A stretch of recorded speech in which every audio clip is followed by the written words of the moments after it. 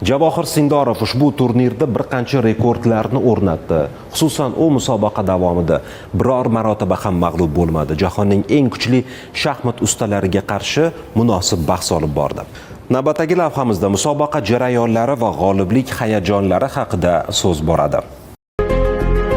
14 ta partiyada 6 ta g'alaba. Statistika sifatida ham, sifat jihatdan ham alohida e'tiborga loyiq ko'rsatkich. Turnir avvalida bir qator mutaxassislar Sindarovni favoritlar qatoriga qo'shishda biroz ikkilanishgan edi. Sababi bu turnir oddiy musobaqa emas, balki bosim ostida fikr yuritish san'ati eng yuqori darajaga chiqadigan maydon. Bu yerda bitta xato nafaqat partiyani, balki butun musobaqani o'zgartirib yuborishi mumkin. Lekin Sindarov ilk turdanoq xato qilishdan qo'rqib emas, aksincha nazorat qilish bilan boshladi. Birinchi tur uchun qur'a natijasi reyting bo'yicha outsider Andrey Yesipinkoga qarshi oq donlar bilan o'ynash katta muammolarni va'da qilmagan edi.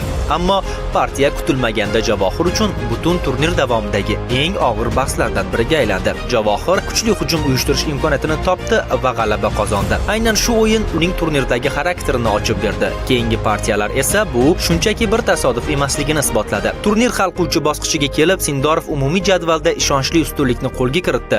13-tur arafasida u 12 ochkodan 9 ochko jamg'arib, eng yaqin ta'qibchisi Anish Giridan 2 ochko oldinda borayotgan edi. Oraliq uchrashuvda durang ham unga chempionlikni kafolatlardi. Qora figuralarda o'ynagan Sindarov murakkab partiyada sabrli himoya va aniq hisob-kitob orqali o'yinni tenglikka olib chiqdi va shu tariqa muddatidan oldin g'oliblikni rasman ta'minladi. Hal qiluvchi partiya Anish Giriga qarshi uchrashuv bevosita Javohir Sindarovning yaqinlari tomonidan onlayn tarzda katta hayajon bilan kuzatib borildi. O'yin davomida uning uydagilar har bir yurishni e'tibor va hissiyot bilan tomosha qilib borishdi. Partiya yakunlangach, Sindarov birinchi navbatda yaqinlari, oila a'zolari bilan video muloqot orqali suhbatlashib, ular bilan g'alaba quvonchini baham ko'rdi. Tabriklaymiz. Rahmat. Hammamizga. Jonim bolam o'zimda. Uyimizda bayram. Asal bolam o'zimda. Barakalla. Ishonganidek ishonchimizni oqlading. Sportsmenni onasi bo'lish, buvisi bo'lish bir tarafdan sharafli, bir tarafdan qiyin. Chunki bilasizmi, bitta sportni to'g'ri yurib qo'ysa, o'yin 100 gradusga burilib ketishi mumkin-da. Hayolimda faqat shu bolam ish qilib to'g'ri yursin. Xudodan nola qilib so'rab turdim.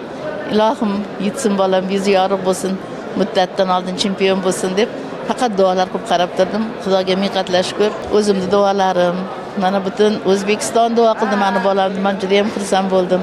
Javohir faqat meni bolam emas ekan, men shuni sezdimki, Javohir yurtni bolasi ekan. Mana yuzi yorug' bo'lib 13-turda muddatdan oldin chempion bo'ldi. Turnir davomida Sindarov 6 ta g'alaba va 8 ta durang qayd etdi. Bu natija 2 davrali nomzodlar turniri tarixida eng yuqori g'alabalardan biri sifatida qayd etildi. Bunga qadar turnir tarixida hech bir shaxmatchi 6 g'alabaga erishmagandi. Bu natijalar uning jahon reytingida ham keskin o'sishiga sabab bo'ldi. U 11-o'rindan 5-pog'onagacha ko'tarildi va Nodirbek Abdusattorovdan keyingi o'rinni egalladi. Shu tariqa jahonning eng kuchli 5 shaxmatchisidan 2 nafari endilikda O'zbekiston vakillari hisoblanadi.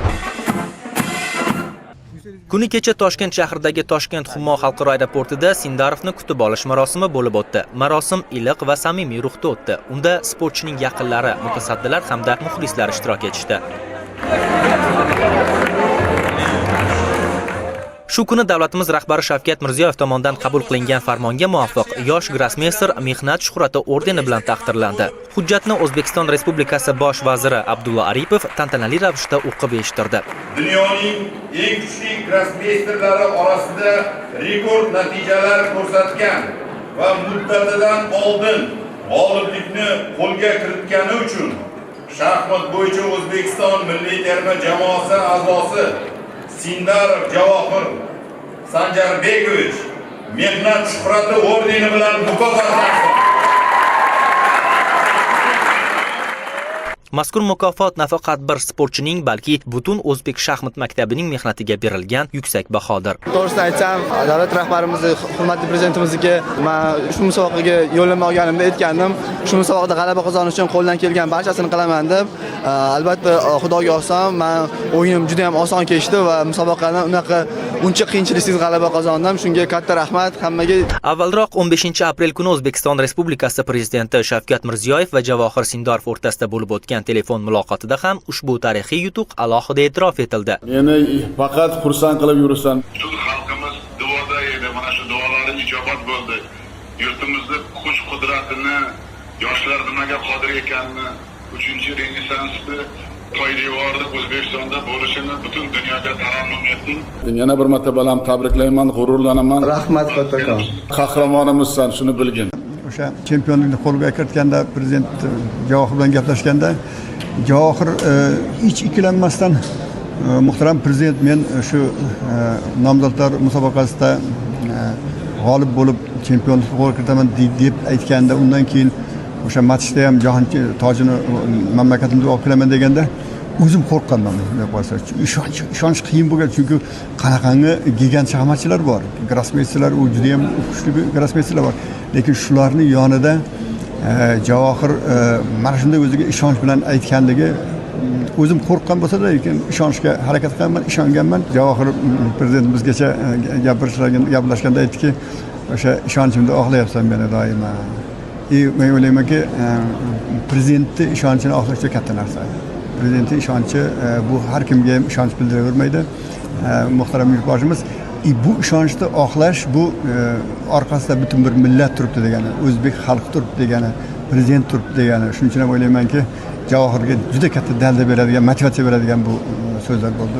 Aeroportdagi tantanali kutib olishdan so'ng Prezident Shavkat Mirziyoyev ishtirokida shaxmatchimiz Xalqaro shaxmat federatsiyasining nomzodlar turniri g'olibi Javohir Sindorovni sharaflashga bag'ishlangan tantanali marosim bo'lib o'tdi. Marosimda Javohir Sindorov oldida turgan navbatdagi yuksak marralar haqida so'z yuritildi. Uning jahon shaxmat toji uchun bo'ladigan hal qiluvchi bellashuvda munosib ishtirok etishiga, O'zbek shaxmat maktabining salohiyati va shon-shuhratini yana bir bor butun dunyoga namoyon etishiga ishonch bildirildi. O'zbekiston shaxmati endi faqat iste'dodlar maktabi emas, balki jahon elitasi bilan teng raqobat qiladigan tizimga aylanganini bu turnir yana bir bor ko'rsatdi. Sindorov va Abdusattorov kabi grossmeysterlarning bir vaqtning o'zida yuqori pog'onalarda bo'lishi shunchaki taqdirning tasodifi emas. Bu davlatimiz rahbarining sport sohasiga qaratayotgan e'tiborlari va yaratib berayotgan imkoniyatlari natijasidir. Yaratilgan sharoitlar, xalqaro maydonga chiqish imkoniyatlari, yoshlar tayyorgarligiga qo'yilgan yondashuv, bularning barchasi bugungi natijalarning ichki poydevoridir.